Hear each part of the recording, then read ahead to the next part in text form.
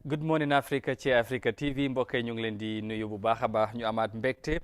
dellu ci beneen édition kon ni ñu ko baaxoo di ànd ak yéen mu nekk di beginning of another week so ñu ne leen welcome back and of course fu ngeen mënta nekk ci biir réew mi ba ci biti réew ñu ngi leen di nuyu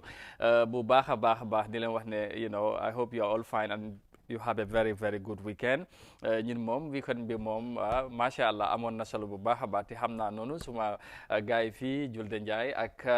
Modou Niang tamit weekend bi amoon na solo su ko defee ñu ñëw ak yéen li nga xamante ne mooy xew-xew ci weekend bi ak lépp li nga xamante ne tey nañ ko waxtaanee gannaaw bu ñu leen nuyoo dalalaat leen beneen yoon ci li nga xamante ne mooy ci Good Morning Africa fii ci Africa TV su ko defee welcome back Julde ak Modou Niang Julde naka suba si. Jamarek Amado. Good morning, Africa, and good morning to Africans in this edition of Good Morning Africa. It's a pleasure to be back in the studio for another edition of the GMA. It has been a wonderful weekend, and maa ngi lekte rek ndax am ngeen a nice weekend. Di leen dalal fii si beneen programme of Good Morning Africa. It's a good day for me. I hope you had a nice weekend, right? Yeah, Fantastic. That's nice. Modou Niang. ma bàyyi la nga nuyoo ñi nga xamante ñoom ñoo ni ànd ak ñun ci jamono ji. waaw jërëjëf Amadou amaan mbégte bu baax comme noo ko waxee rek toogaat fi tey nuyu ñi nga xam ne jamono bii ñu ngi seetaan ay Africa TV si biir réew mi ak bitim réew yëpp sant yàlla bu baax am nañ nice weekend because Julde am na lu ñu defaloon keroog. kon am na solo su ko defee santaat yàlla rek bu baax a baax comme niñ ko waxee rek weekend bi amoon na solo ñu dellu ci week bu beneen week ñu ñëw ak yéen ci li nga xamante ne mooy ci xibaar yi comme niñ ko baaxoo di ànd ak yéen li nga xamante ne loolu leen indil tey ci suba si ñu indil leen ko nañ wax ci li nga xamante ne wala bokk na ci li nga xamante ne nañ ko waxtaanee tey mooy yi nga xamante ne mooy university graduation bi nga xamante ne amoon na ci weekend bi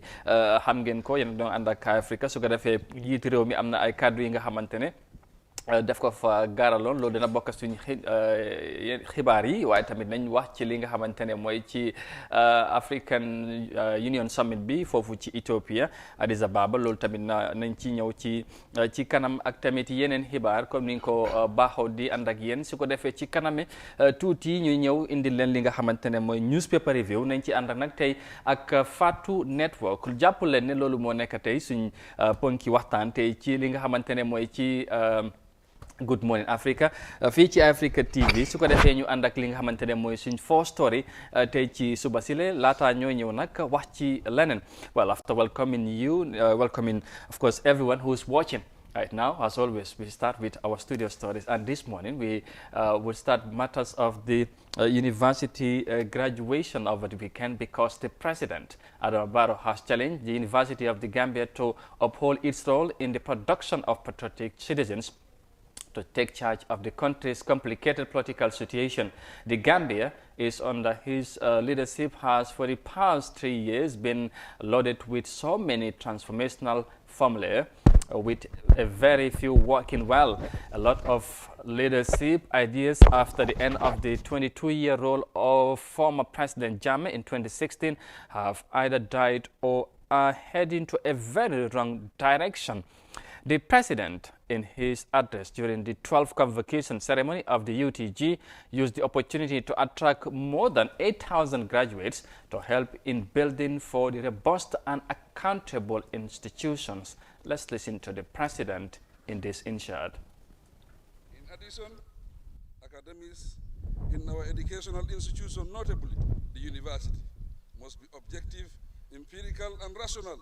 in dispensing their responsibilities and handling issues, discourses, and matters of national interest. Academics must also toil for the emergence of true patriotic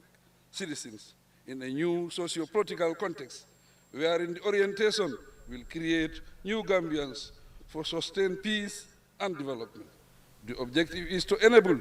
the new Gambia to be built on and around an ethical template to forge a society free from the circles of hunger, need, and greed. The vision is a nation that the university and all educational institutions should help to build. A nation free from extremism and prejudice, and a nation built on equity in a new Gambia whose institutions are robust, accountable, and able to stand the test of time. It is evident that Gambians have the energy and determination to promote and protect freedom, peace and stability, and uphold the highest level of human rights. The awakening ceremony of the University of the Gambia marked the conferment of degrees on students in 11 different disciplines. That's the Chancellor of the University of the Gambia, President Barrow, speaking there on Saturday during the 12th Convocation edition of the University of the Gambia. su ko defee ñu dellu ci rek waxtaan ci du ma nag ci sori parce que yéen yëpp yéen a ngi fa woon li fi xewoon yëpp waaye tamit kaddu yi nga xamante ne président bi waxoon na ko ñu mu dellu si nekkoon lu am solo mu nekk nag li nga xamante ne mooy keroog ñu gis ndaw yu bari ñu jox leen seen lijaas mu nekk li nga xamante ne mooy lu am solo waaye ci li mu wax taxawaay université bi ci nuñ mën a dimbale réew mi surtout ci réew mi fu mu toll ci wàllum political bi ak nu ñu war a doxalee réew mi ak institution yi surtout Julde. First, congratulations to the new graduates. It was a lifelong journey for them, and I'm sure that they have encountered a lot of challenges, but they were able to overcome those challenges. As a result, Mota Guy graduate. They congratulate also the valedictorian, Ibrahima Balde, at the university. And during President Adama Barrow's speech, he made mention of so many things, especially his speech that day was on peace and development. And he challenged the University of the Gambia to maintain that peace. And he also talked about role Guy Buny Am in maintaining peace and security in this country. He cited example of the 22-year rule of former President Jammeh, you know, on the different human rights violations that were meted on the people. The university be as a beacon of hope for national development. Therefore, challenge poor Guy to be independent, impartial, and also making sure that Guy, whatever they are doing, it's objective. So because Muna University, as the highest learning institute of this country, they have a very important role to play. Because from the university, they are expected to give back to the country or to the nation. So the challenge Guy that they Momtami, in his statement, he reaffirmed government's commitment in supporting the University of the Gambia. Wahna taminak lo hamne dafa am solo moneka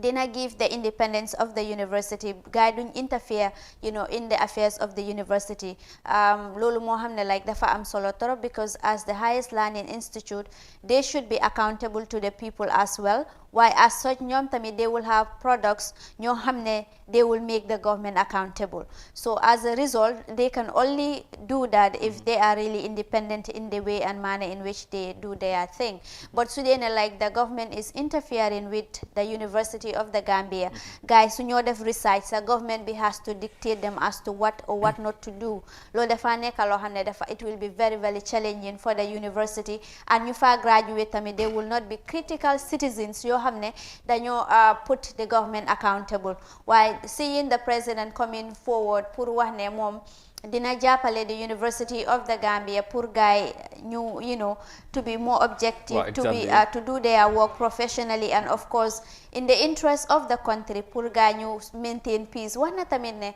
guy dañu am a huge role, not only the university but higher learning institutions in this country, pour maintain peace and order in this country. Te loolu moo xam ne dafa am solo trop. Te wax na tamit yi fi patriotism. Wax na ne to be a patriot, it's very important. It's not just by talking, it's but also by doing, in the way your actions, in the way the way and manner in which you conduct yourself. All these things, you know, shows that you are a patriotic citizen. Te wax na tamit ne moom his government also is committed to making sure ne dina jàppale university bi mu jàppale nit ñi in making sure that despite our political differences, our religious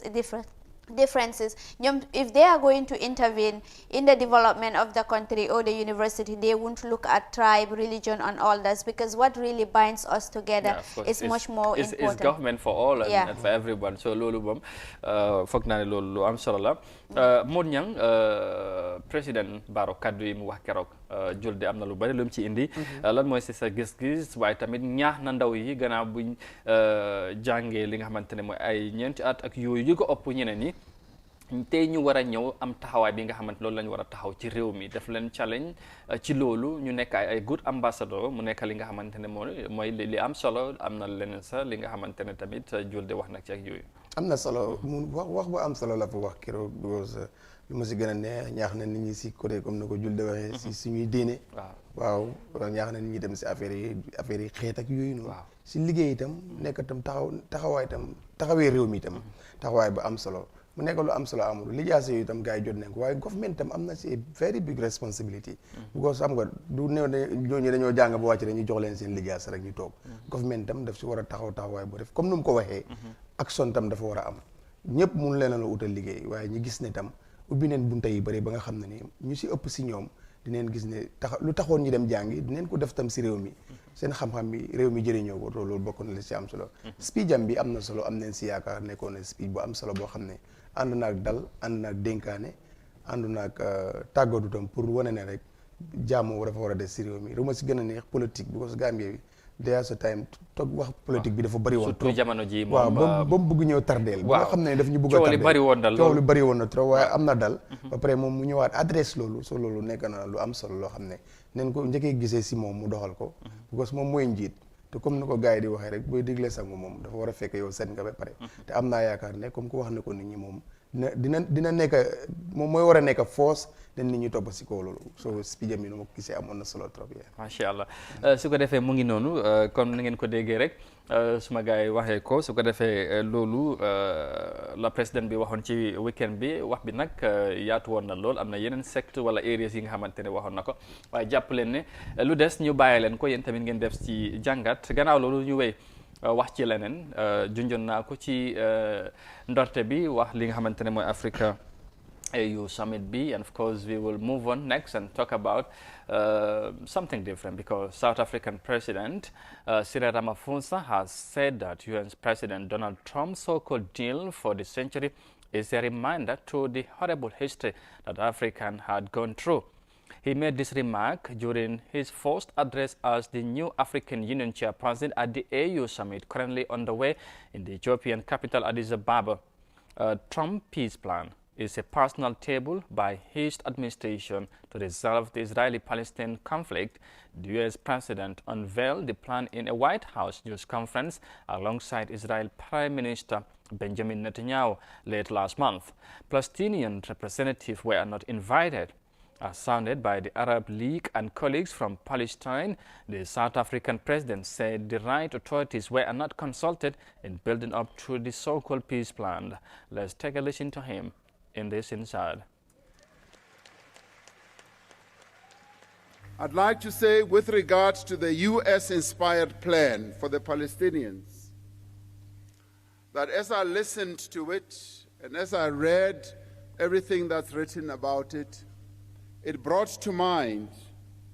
a horrible history that we as South Africa have gone through. That the apartheid regime once imposed a Bantustan system on the people of South Africa without consultation with them and with all the oppressive elements that that plan had. As I listened to the Arab League and as I listened to our colleagues from Palestine, it sounds like this plan, one, has not been consulted with all the people that matter, especially the Palestinians, and it sounds like a Bantustan type of construct. That was South African President Cyril Ramaphosa speaking at the opening ceremony of the African Union Summit under the theme Silence in the Guns, with discussions set to focus on peace and security in the continent as well as mitigating the effects of climate change. The South African president took over the AU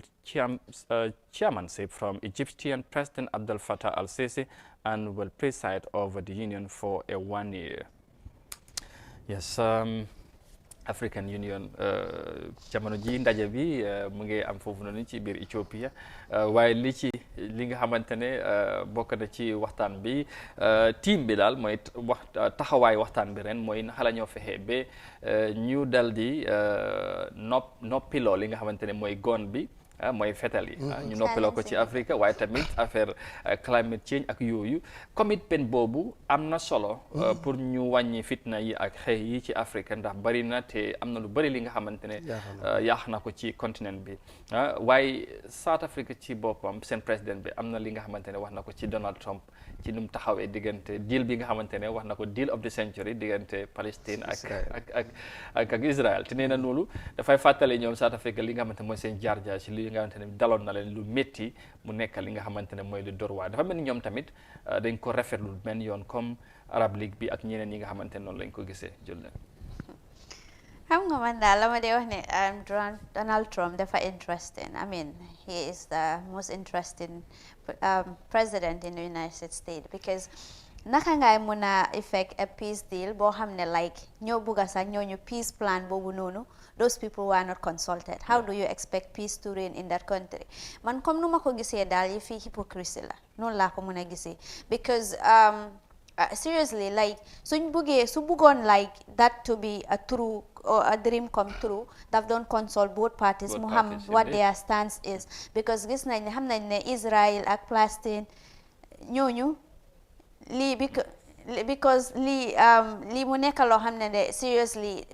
ñii xam nañ ne these two countries gaa ñu ngi amee fracas for God knows when te li mu nekk loo xam ne Israel ak Palestine gaa seen problème bi nekkul peace deal rek moo ko mun a solve nga dem nga toog si kii nga ne ko nii nga toog si kii nga ne ko naa no it needs concerted efforts by stakeholders by world leaders pour ñëpp ñu mun a toog ñu come up with a possible plan waaye yow nga bëgg a peace plan boo xam ne kii yaa ngi ko console kii doo ko console yeah so AU bi moo nekk ne gaa seen stance bi I think ñoom tamit wax nañ seen stance seen reya move bi because li mu nekk loo xam ne le I think ne it's very important for them the AU too because matters of this they should come on board as African countries doguma la sax yombut ñu gis lu mel ni muy am daanaka lu gën a bari bu fekkee lu wax yu am na comme America wax na war réew mag yi pour Africa taxaw wax ci lu mel ni dafa jafe seriously waaye li mu nekk loo xam ne I think it's the first time it's really commendable on the side of the AU silencing the guns that really means a lot I think it's high time comme nu ma ko waxee rek like Africa it's time this is the 21st century gis African Union leaders African leaders coming together and they want to silence the gun they want to take responsibility or in charge of their own destinies which I think is very important. This is long overdue for African leaders to really know like we are responsible for our destiny, we should govern our own selves, we know how to tackle our own problems. Why do you don't wanna talk right in your own corner nga design a plan and you want us to implement that plan loolu mu nekk loo xam ne you call it a peace plan so loolu mu nekk loo xam ne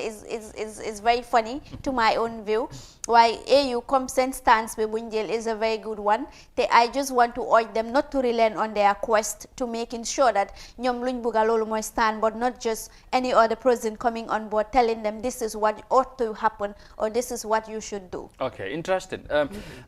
Mon Niang li nga xamante ne mooy lu xew yëpp mooy diggante Israel ak Palestine waaye si South Africa tamit noonu dafa am lu mu leen fàttali mooy apartheid bi ak yooyu xew-xew bu boobu nekkoon ne ñoom loolu dafa nekk sax serious crime la comme président bi nu mu ko waxee dafa am lu mu leen di fàttali te mu ngi wax ne sax comme Arab League bi ñoo ko njëkk a condemn ñoom ñu ñaawlu ko ñu dàq li nga xamante ne mooy peace bill te li ci gën a interesting tamit mooy Donald Trump moom mu ne is deal of the century peace deal of the century loolu ci moom dafa nekk lu rëy waaye gis nga Afrique tamit am nuñ ko taxawee loolu tamit lan mooy si sa gis-gis ak comme nuñ ko waxee. waaw xam naa comme ne Julle maa ngi doon seetaan boobu noonu. CNN boo man daal jaama loolu mënul du nekk daal because xam nga koo xam ne mooy xambu taal bi. waaw ba pare war a ñëwaat ne moo koo fay loolu moom gëw ma ne Trump daal moom si ay pexeem rek jàmm dina am si diggante Palestine ak Israël kanam mu yokk ko kay because comme nu ko waxee rek. naka ngay doxee jàmm te yow kenn ki rek ngay waxat kenn ki waxuloo ko benn side rek waaw benn ku nga dig sax jàmm wala kale diguloo ko jàmm kon loolu nu ma ko gisee daanaka comme ay ñaawle la daal mënu ma ko ñu suñ ñëwee si comme ni ko waxee ay affaire Afrique léegi dafa mel ni suñ bët mu ngi bugg a xool dëgg jot na nag pour fetali nelaw jot na nag pour buñ ko déggaati sax because dafa métti ñaata at Amadou la ay doomi Afrique ñàkk seen bakkan bëri na ba tam président bi am na sas bu rëy bu South Africa bi because ñoom tam ay africain la yoo xam ne dañoo bëggul seen ay mbokk gis nga yu ñaaw yi fu faral di am si weer yi ñu génn nii am naa ne am na sas bu rëy pour moom itam wax ak waa réewam parce que itam mbay da ngay dalee sa problème si say bopp parce que ñoom itam war na leen a wax ne ay africain leen dañ war a bëgg seen ay mbokk mu dox ci big rule balaa moo dem di lijjanti affaire Palestine ak Israël am na lu rëy lu mu war a lijjanti because lu ñaaw xew na fa loo xam ne si diggante between africain la happen te waru foon a xew so loolu visa restriction bi sax recently yaa ngi restrict visa to African countries yaa ngi and majority of those countries are actually Muslim majority group policy bu am on migration tamit migrants ñuy dem si America all those things it's against human rights so moom he is not concerned with all those things and I think it's really a crime but you still want to say that you want to come up with a plan to maintain peace and that peace moo xam ne like you're doing more harm than good to that plan am na anyway sas bu rëy la si moom parce que léegi as far as mooy président mooy chairman bi waaye nag commencé mun na ko commencé biir dëkkam biir South Africa dañ door a génn waaw xam naa ne loolu métti woon na ko moom ak num li mbir mi demee woon te xam naa ne dina am luñ ci jàngee comme ni ngeen ko waxee rek xam naa ne dana ci bàyyi xel te léegi moom moo nekk ci aman bi mu jëlee ko ci loxo Abdel Fattah al-Sisi bu Égypte waaw ñu am yaakaar ne daal bu nekk waxi kese tamit comme ni ko juldewee ñi bañ di MC wax bi rek loolu la tamit loolu la sobit bi jeexee rek jeex na mooy loolu ku si nekk dellu saruxu di def li nga doon def loolu moo ñu tardé war nañ see génn rek moom ñu ngi finir yàgg na ñoo wax rek kese waaye mooy loolu waaye su ko defee we move on finally on our studio story this morning we will head to Cameroon and talk about of course the parliamentary elections there because Cameroonians yesterday headed to the polls to cast their ballots in the country's twice delayed legislative elections. As you can see in this footage film in the country's capital, Yaoundé, voters are registering and voting at a polling stations where security and police presence is noticeable. The elections, which were originally scheduled for 2018, were delayed twice, forced by President Biya, asking for a delay until October 2019, and then by Parliament vote to extend its mandate for another 12 months. The elections have been overshadowed by separatist violence in the country's western, primarily Anglophone region, and boycotts call for a main opposition party, Cameroon Resonance Movement, founded by opposition leader Maris Kanto. Well, Cameroon, ñu ngi dem ci li nga xamante ne mooy ci parliamentary elections right now. Réew mi nag jaxasoo woon na ci jamono. waaye sant yàlla fu mu nekk nii dal na ba ñu mun a def li nga xamante ne mooy élection si dañ ko li nga xamante ne mooy delay ñaari yoon beneen bi président bi moom moo joxe woon ndigal beneen bi parlement bi ñoom tamit ñu tam ci taxawaay ñu yokka seen mandat benn at waaye finally ñu gis ni li nga xamante ne mooy élection si ñu ngi am foofu noonu ci Cameroon waaye tamit ba léegi fuñ ko mën a defee rek mooy fi nga xamante ne mooy sécurité yaa ngi fa aar leen ci jàmm ndax dafa western side bi moom ñooñu ba léegi am na li nga xamante ne xam naa mu ngi ci xol yi ndax anglophone bi dafa mel ni ñoon jàpp ne dañ leen marginalize li nga xamante ne mooy ci foofu ci Cameroon julde just quickly Africa ñu ngi doon wax affaire silence in the gun te Cameroon yëf yi yaa ngi jaxasoo woon na te am nañ yaakaar ne bu dal bi continuer nii danañ ci mun a def lépp ci jàmm te foog naa loolu dafa am solo dafa am solo because comme na ko waxee rek silence in the guns should transformation should start from within suñ buggee like to fight for other African countries ñun suñ boppa dañ war a seetaat suñ boppa ñu xool what are we doing differently, what are we doing that other countries are not doing, because comme kii nu ko waxee rek like doo mun a wax nit ki mu sangu fekk yow sa boppa sanguloo yow setuloo so mu nekk loo xam ne dafa am solo torop. African leaders yi I think they have a very big role to play in their various countries waaye yow su dee ne yow sa country bi is at war or moo xam ne mu ngi amee conflict yow naka ngay mun a gis beneen African country nga mun a advise guys on peace issues, because dafa nekk loo xam ne duñ la take seriously dañ la wax ne yow sa country sa it is on fire yow yaa ngi toog fi nga ne man ngay advise mbiri jaama so dafa am solo torop. in order to achieve that goal of Africa pour mu dem forward, I think African leaders yi tamit should play a role, and the electorate tamit dañu war a xam ne lii suñ dëkka la. At the end of the day, development rek moo matter, te su amee ñun ñooy gonna benefit from it. Though easy would nag, because there are a lot of things in African countries loo xam ne like dafa ñaaw, especially with leaders, but lu am solo rek moo nekk ne gaa ñu xam ne Cameroon moo nekk gaay seen dëkka. Let them just maintain that peace and tranquility there. Ñu def seen elections bi ak jaama, pare ko ak jaama, then from there development mu kick start. For naa loolu moo gën a am solo. Waaye su dee ne like ñoom start nañ di am issues with the elections, lii bi ñëwaagut sa président bi toogaangut sa naka kañ la moo door liggéey ak kañ la mooy bring development pour citizens yi, loolu moo nekk like dina jafe torop. So I just urge them to maintain the peace and order throughout. all right am na solo xam naa ne mun ñam moom mu ngi lifin bo su xam naa ne comme time mu ngi dem waaye dina leen rek laa bëggoon tamit ñu wax ci conclusion balaa ñoo dem mooy in as much as ne ñu ngi wax ne silencing the gun in Africa, waaye soo seetee dama doon xalaat rek bi ngeen doon wax mooy li dee gën a indi problème ci Africa mooy benn politics affaire élection, ñaar bugg a nguur suñ président ñuy wax nii ñooñu kenn bëggut a bàyyi place bi nga toog loolu mooy affaire bi loolu rek because yow dégguloo ñi amul fenn fu fedal tàkk ñi la lan pour développer affaire yi mbéy mi la amul fenn fu fedal tàkk pour lan pour tabax dëkk bi la dañ bëggoon a tabax dëkk bi ñu bañ leen bëggoon amul politique pour place donc la place politique bi rek moo nekk di taal Afrique te war nañ seetaat suñ bopp politique ba mënul nekk foog kii ñi ñëw ñi dem loolu moo mun a nekk si àddina gaay fu ku sa taam bugg a jeex rek nga ñëw laal constitution bi loolu mooy xew Guinée xew anywhere what is the problem of doy da waar jërëjëf Modou Dieng jërëjëf Julde su ko defee bokkee loolu moo jeexal tey suñ studio stories yi xibaar yi tey ci kër gi waaye nag leen dem ñu ngi dem indi li nga xamante ne mooy newspaper review léegi ci li nga xamante ne mooy ci plateforme bi waaye nag laata ñoo accès loolu ñu gërëm ñi nga xamante ne mooy Star GSM ñu jàpp ci li nga xamante ne mooy ci newspaper review bi soo leen bëggee mobile accessories ak yeneen satellite ak lu bëri am nañ ko ngeen dem fa si seen maakaan yi Westfield Latrikunda ak Tabakoto ak yooyu su ko defee ñu ànd ak li nga xamante ne mooy bàq bi di nuyu borom bàq bi nag bu baax a baax su ko defee dem ñëwaat léegi incha allah ñu du topp kuy taxani bàyyi kuy sox ginaar du bàyyi kuy sox di topp kuy taxani dem ñëwaat léegi incha allah ñu ànd ak bàq bi ñëwaat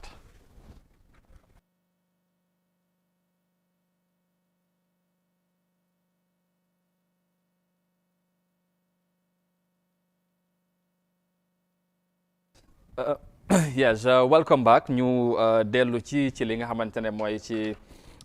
plateforme bi kon niñ ko waxee ñu ñëw ak li nga xamante ne mooy newspaper review bi tey nag ñu war cee ànd ak Fatou Network waaye madame Julde Njie moom moo ñu see indi mu seetaagun loolu léegi rek su ko defee mu ñu indi ñu li nga xamante ne mooy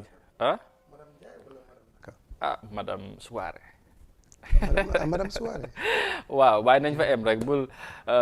su ko defee ñu seet loolu léegi incha allah ñu indi leen li nga xamante ne mooy newspaper review bi tey Fatou Network lañ ci àndala waaw léegi incha allah su ko defee rek ñu ma def nii rek ma seet kon ñu indi li nga xamante ne mooy newspaper review bi kon nuñ ko baaxoo di defee rek Julde ama ndewoo waaw ndewoo dafa mel ni ndewoo bi nag daf si dee am solo léegi am solo xëy ndewoo ba pare daf si dee am solo waaw su ko defee boo right now xel maa ngi nekk si waaw léegi moom mun nañoo yóbbu ci newspaper review bi léegi ñu seet lan moo gën a fes ci Fatou Network Fatou Network lu fa gën a fes this morning is headline be it's very difficult, everything is different. Gambian student in Wuhan says Wuhan has turned into a ghost. Wow. So the story there is a Gambian student who is among the 20 Gambians trapped in the coronavirus hit Wuhan has said that the city has turned into a ghost with little human interaction. The student who told the Fatu network will not his name because authorities in China are not very friendly towards foreigners who give out information on the killer virus, said on Sunday that the situation was forcing them to stay in their house throughout. He said, I read an article where one of the embassy staff was saying that students in Wuhan were fine because she talked to the student union head, which I think wasn't the way to do it because the student union head is not in Wuhan. The situation in Wuhan is completely different from the rest of China. The situation in Wuhan is at an extreme and it is very, very difficult. Everything is different. It's like a ghost town. The city is empty and there is no human interaction. Details of that on the Fatu network. Well, that's really very sad there. A student bi mu ngi wax ne Wuhan moo nekk ne di city in China boo xam ne foofu la coronavirus bi starté moom mu ngi wax ne it's like the city has turned to a ghost now because nit ñi duñ mun a interact that interaction bu ñu amee ku nekk mu ngi indoors throughout waaye gis na ne authorities yi yuñ fa nekk duñu allow nanguñ kenn pour mu waxaa nit ñi ñu fa nekk te mu ne according to the article boo xam ne moom daf ko read foofu mu ngi dégg ñooñ di wax ne foofu students yu fi nekk they are fine waaye loolu du dee because moom wone na ne sax student union head bi moom sa nekkul Wuhan si city boobu noonu so how can naka la moo xamee ne foofu noonu those people are fine. Well xam naa daal coronavirus bi métti na te tamit lum indi foog naa ne lu doy waar la foofu ci China parce que tamit mesures yi ñu tegoon la pour mun a contrôle situation bi métti na xam nañ ko ñu ngi leen di masaw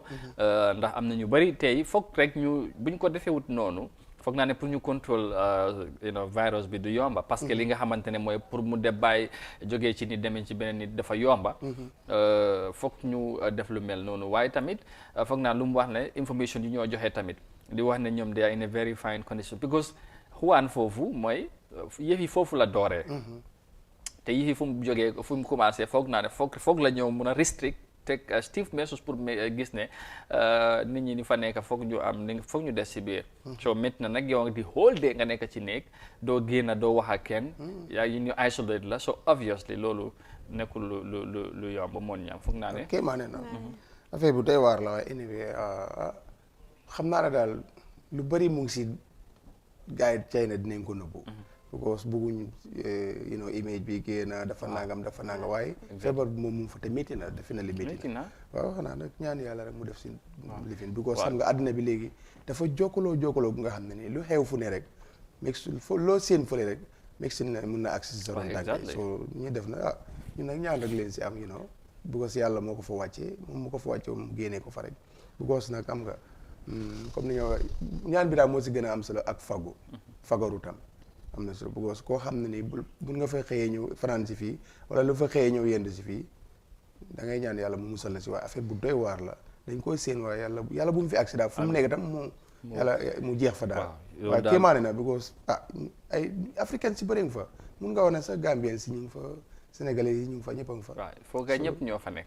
dafa doy waar ñaan yàlla daal am taxawaay boobu noonu ci li nga xamante muñ taxawee. ci waaw parce que affaire bu doy waar la xam naa ne ñoom dañ ko gérer nag pour gis ne information yi. nu muy génnee waaw jàpp nañ ne léegi tay situation bi xam naa kaam. waaw tuuti relatively daal. exactly so foog naa that's the positive news about it. Okay, that's the positive news about it. From there, we move on to the next story on the Fatu network. And the story there is World Bank says Gambia could be one of the first West African countries to achieve universal access to electricity. The World Bank has said that the Gambia could be one of the first West African countries to attain universal access to electricity. A World Bank team visited Banjul to take stock of progress in the energy sector since the crisis period in 2017 when the World Bank provided emergency assistance to the new administration with addressing the immediate challenges, the bank said in a statement.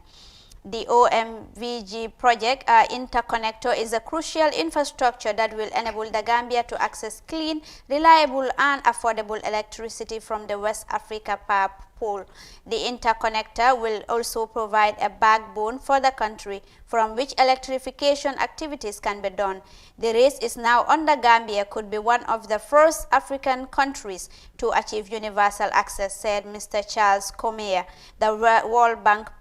practice manager for energy and extractives in West Africa during a field visit to Birkama substation, the landing point of OMVG for the Greater Banjul area. The energy sector roadmap identified key short priorities to stabilize the system and medium-term priorities, including goal to achieve universal access by 2025 and diversify the energy mix through imports and solar to reduce the cost of electricity. The roadmap, as part of the National Development Plan, helped to mobilize over $400 million in funding for the energy sector, to which the World Bank contributed $175 million through national and regional operations. One of the key regional projects being supported by the World Bank is the OMVG Regional Interconnection Project. By interconnecting the Gambia to Senegal, Guinea and Guinea-Bissau, the project supports goals spelled out in the roadmap. Details of that story on the FATU network. Well, good news out there. It seems like Gambia would be the first country in West Africa to have access to electricity, which I think is very, very important, and it's a good news according to the World Bank statement. So seen jàngat si loolu noonu, because suñ waxee loolu noonu before 2025 loolu moo nekk is a short period because we're in 2020, maybe 5 years to go. So but Gambia nara achieved that. A lot needs to be done. Well, on paper, like you said, and according to the World Bank, is a good news. But well, ci li ma ci mën a wax rek mooy wax la yaakaar la ndax dina antu am déet loolu leneen la. waaye ñun buñ amee lu ñu gën a as Gambians ak tamit bugg a développement bu loolu mënee am moom macha allah. ñun loolu lañ bëgga accessible, affordable electricity across the country. I think that just would be unimaginable with just such a period of time frame buñ joxe. But I think there's possible. Gambia is not a big country, to be honest, compared to other countries in Africa. If so am nañ yaakaar boobu xëy na bu ñëwee def seen survey def seen jàngat gis neen loolu da c'est possibility mun nañ am yaakaar boobu as of now. waaye nag wax la parce que World Bank mun nañoo wax leneen. Gambia government ñoom lan la ñu wax déggaguñ ñoom ñu comment ci loolu wagum buñ ko waxee tamit ñun dégguñ ko waaye xam naa ñoom tamit loolu moo leen di gënal ñu buñ amee ñu leen di jàppale su ko defee ñu seet lan mooy xew. So it's one thing ñu wax ko, it's another thing pour ñu actualize ko. war nañ am yaakaar boobu rek ne dina am inshallah. Yeah, Modou, like is one thing pour ñu def ko, but another thing to actualize. Yow so gis nga ne foog nga ne Gambia dina mën a achieve universal access to electricity within that short period, because man nu ma ko gisee like even Kombo sax many places in Kombo here amuñ electricity. So pour ñu am loolu reliable electricity fii like every 1 or 2 hours gis nañ ne electricity dina dem, like pour ñu am full week uninterrupted electricity is very, very difficult. Loolu xam naa fu ñu ko géejee am loolu like time bu ñu am 24 hours electricity loolu moom man I cannot even remember when. So do you think lii dafa nekk loo xam ne is realistic pour Gambia moo mën a achieve loolu within 5 years? Anyway loolu moo war na suñ ko mënut sax war nañ ko mën a try julde because electricity is very important. dafa bokk si place yi nga xam ne tam den amee développement yi dëkka. So loolu comme ni ko Amadou waxee government bi yaakaar naa ñoom tam comme su déggaguñ comme seen react wala li ñu wax ak yooyu noonu. But anyway seen taxawaay si loolu yëpp mooy upset everything loo xam ne nii nekk na si ba pare am si taxawaay boobu am solo pour gis ne rek lii war na mën a nekk julde because tam électricité bi comme noo ko waxee rek dafa lu muy ñu si réew mi fii doxu fii bu baax waaye nag lii tam yaakaar la pour gis ne kenn ku nekk fi nga nekk électricité war na la fa fekk parce que Gambie bi dafa ndaw edi koon si Gambie war na mën a am électricité. So lii nag yaakaar la boo xam ne ni su fekkee ne follow nañ ko comme nu mu war a nu mu demee so war na mën a nekk waaw te loolu yokkute si réew mi la waaw te definitely nag war nañ see def gis ne taxaw nañ si luñ si war a taxee ba gis ne nekk na waaw loolu moom solo foog naa ne loolu dina am solo te am naa yaakaar ne nguur gii ñoom loolu dañuy daw nag pour jàpp si loolu am naa si yaakaar yaakaar World Bank bi daf ko declare daal ñoo tam daal I think waruñoo disappoint these people on this good news because World Bank bi ñoo ko wax waaye ñoom tamit I think dañ war a def seen kenti lay kattan make sure ne that is really realized. te am naa yaakaar ne recently li ma gis Cape Verde foog naa ne they are taking the lead ci loolu foog naa ne that's just exceptional it's another thing you know Definitely. su fekkee ne loolu war nañ ko mën a am fii wala lu mel noonu foog naa ne dina am solo te ci 24th century lañ nekk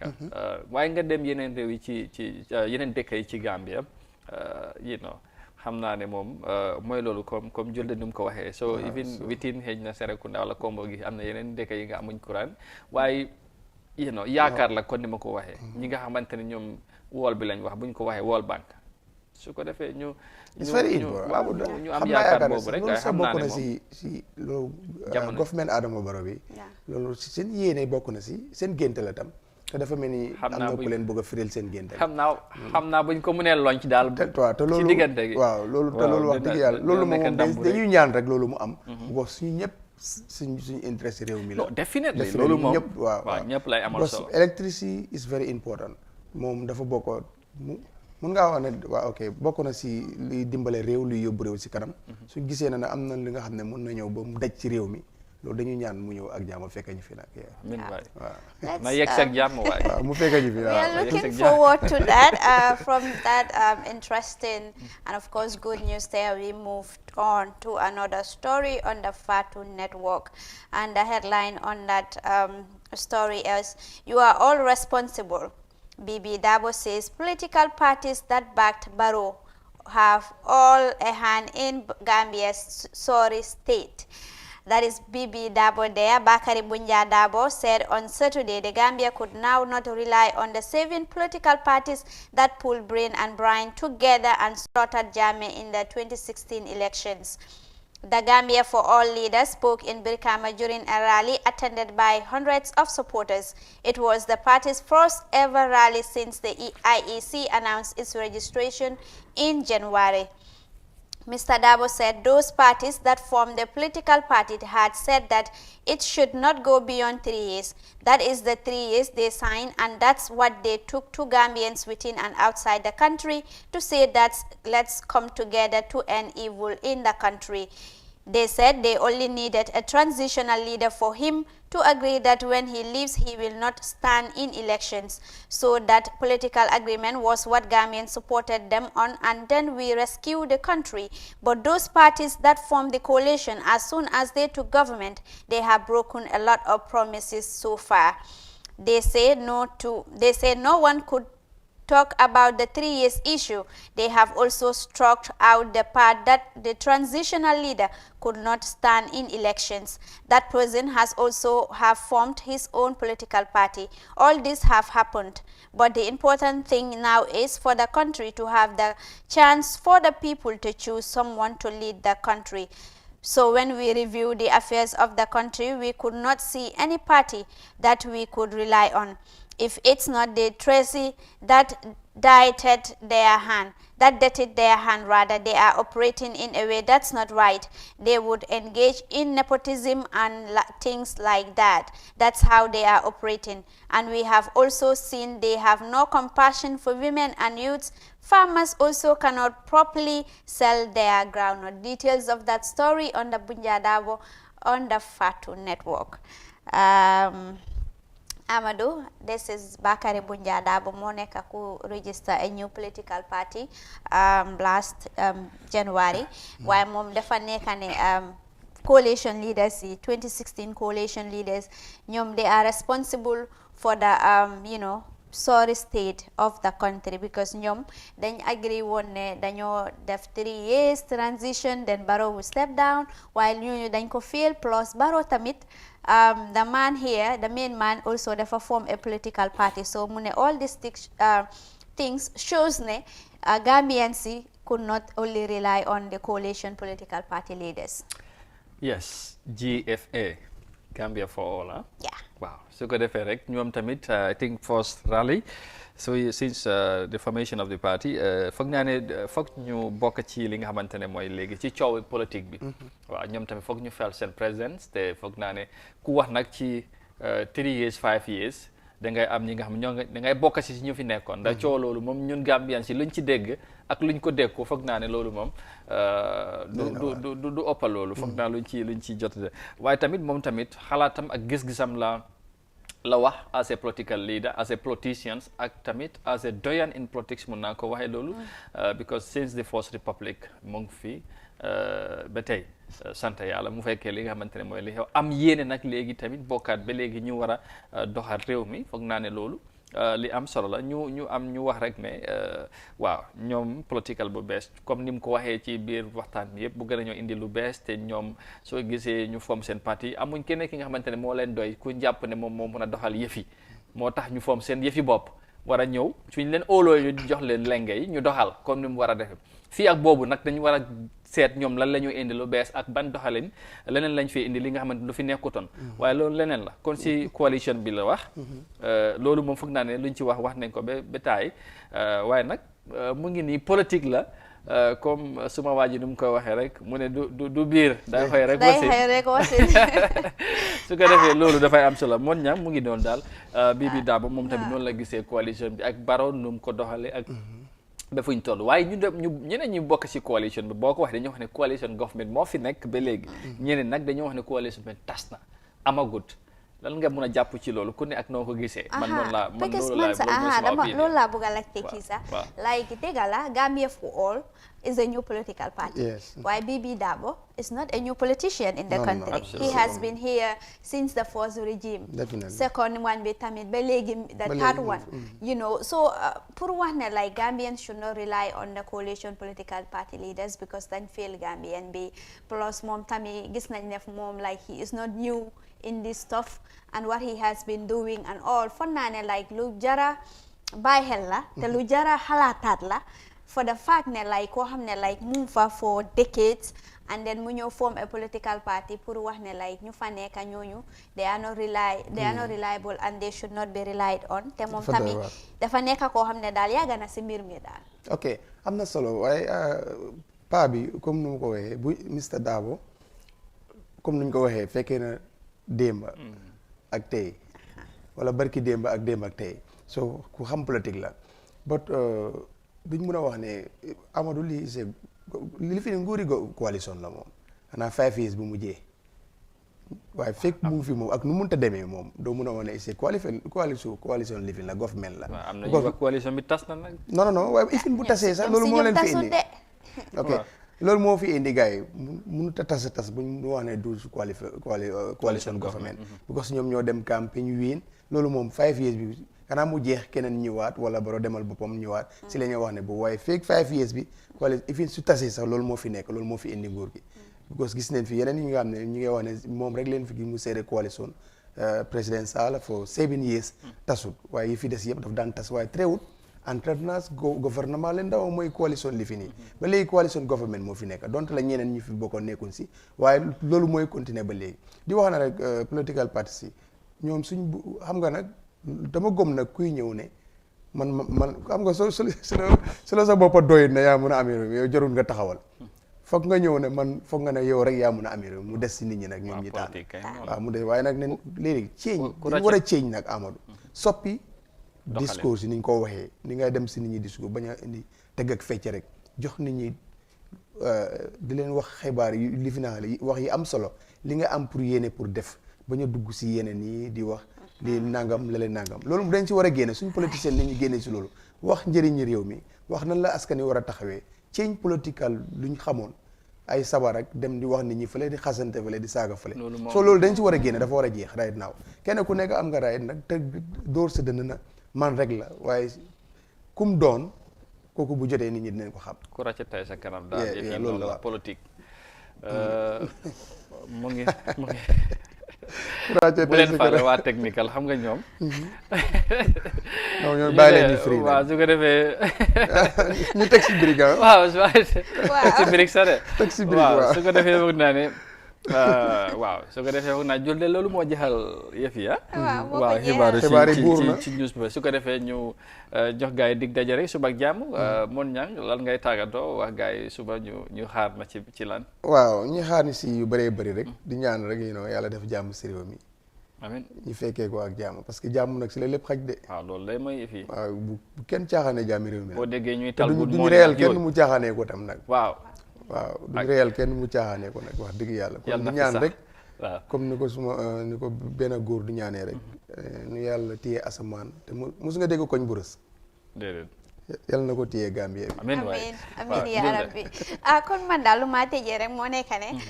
Amadou ak Mon Ñang ngay ñu wax ma what their proverb signifies tung xam naa dañ ko bugg a xam right so after this Amadou you help us with that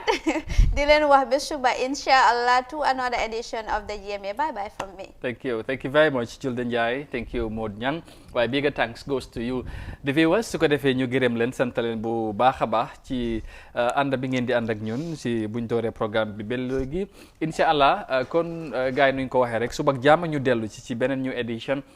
ci Good Morning Africa fii ci Africa TV su ko defee ngeen continuer di ànd ak suñ programme incha allah jërë ngeen jëfati ci teewlu bi rafet bi jàmm ak jàmm ba suba bye bye